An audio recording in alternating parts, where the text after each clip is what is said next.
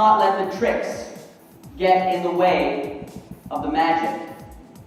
Right? Let's not let the tricks get in the way of the magic.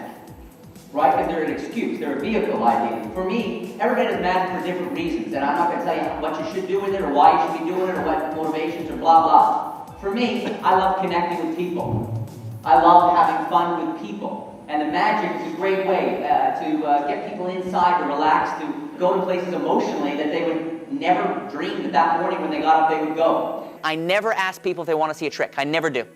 They're not qualified to answer. They're not. They've seen Copperfield, maybe a clown, honk honk. They haven't seen a guy go up and do tricks off like the kind of tricks I'm going to do. So I don't ask. Comedy can be like a magic trick. When you say a witty line out of nowhere, that seems to be a click moment for everybody. When you just boom, it's just 3 words, blah blah blah, and it's a callback or it's about something. Or you heard somebody mention that his pet, it's great you're performing and these two guys are talking, and then somebody says something about last night, I had 1 drink too many or whatever. And then, so you can do your magic and people go ooh and ah, but at the end of your show you say, you guys have been great, particularly you two, I know you had a rough night last night. That's the best thing they'll hear all day. For the first 10 years of magic, I thought magic existed in my hands. I was convinced it existed just in my hands. This is what a lot of younger magicians think. If I could make it look like magic here, it would... Then I started to think, no, magic only exists in the layperson's mind. That's the only place that magic occurs. Now I'm of the mind that it's my hands in their mind, and also magic exists in my mind and my belief in myself as magical. Simple magic, simple effects allows me to get in and out verbally. If it's an audience that's not responding, then what I'll do is I'll just do the tricks. Boom, boom, boom. If it's an audience that wants to have fun. We've all had an experience where you perform for an audience. You do in your first trick, and then the next thing you know, it's 25 minutes have gone by. Boom. That is magic. That's magic. That's a kind of time travel, a kind of suspending of your usual clocks and perceptions. If you have that experience, typically, so do they. That's a kind of magic. It's not about having confidence that you're going to be enough or that you're going to kill.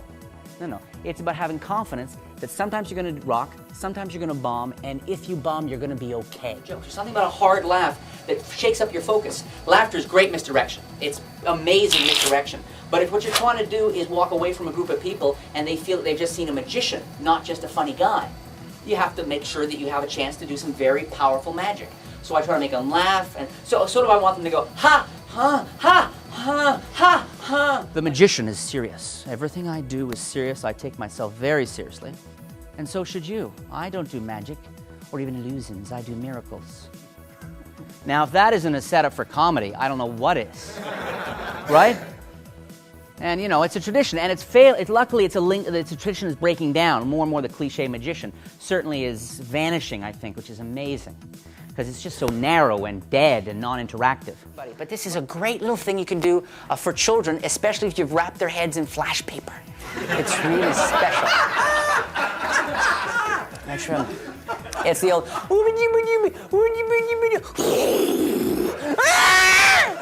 To me, the key is to play down your magic, to act like you're not even trying. That way they think, what could he do if he tried? Real. What's the old expression? The audience's imagination can do more for your work than you ever could. When I first was doing magic, I would approach a group and I had my script down pat. But I realized after a while that each of the words were like a brick in a wall. It was separating me from the audience. It was protecting me. And let's face it, as performers, as magicians, most of us are pretty shy. That's why we use props to sometimes hide behind this kind of thing. And I still, essentially, believe it or not, quite a shy person. But I developed over doing stand-up comedy for about 10 years. I changed my relationship to my script so that I have key lines, like arrows in a quiver.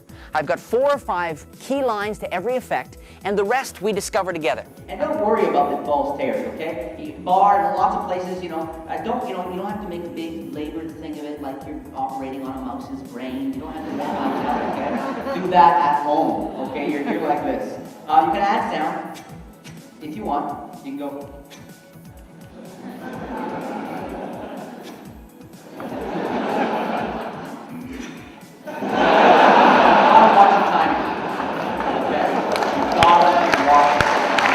It's scary, right? performing is scary. It can be very scary for a lot of us in certain contexts. And we need to believe that we're safe. So we slap on these principles or this idea or this new trick. Okay. And you walk out there and you go, okay, now, and you dare to think that maybe you won't get too badly hurt. And that's partly what we're doing. So this is my approach. And you learn, and then eventually you realize, of course, and it's corny, you realize, you find it 10 years later, you're walking out, and in fact, this stuff's slowing you down, and you're fine, and there maybe was never any danger, I don't know. But this is just part of the process. Every time I do this, or most of the time at least, when they open that card, they study it so closely, like a newfound religion. Thank you all very much. Remember, don't let the tricks get in the way of